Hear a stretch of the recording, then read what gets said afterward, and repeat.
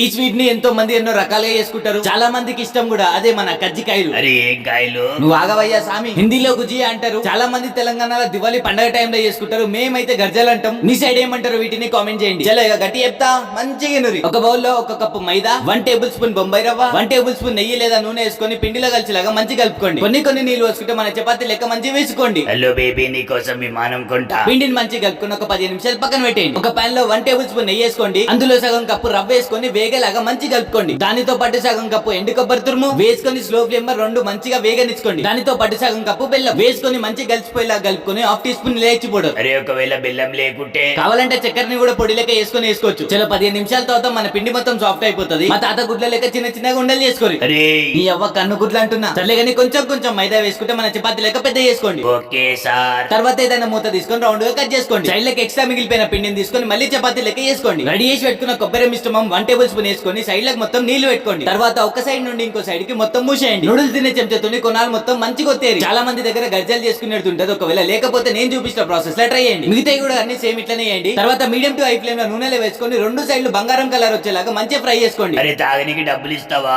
కాదు ఇప్పటిదాకేమన్నా మీ పోరి కోసం విమానం కొంటావా? ఫస్ట్ 2 చెడ్డీలు కొనుక్కొని పాతింప సామాన్ చూడలేకపోతున్నా. వెనకటికి నీలాంటి పురుగుల మందులో ఉప్పు ఉంటుందా లేదా అంత ఐదు చూసినట్ట. నడు దాయిగా వైదిందా.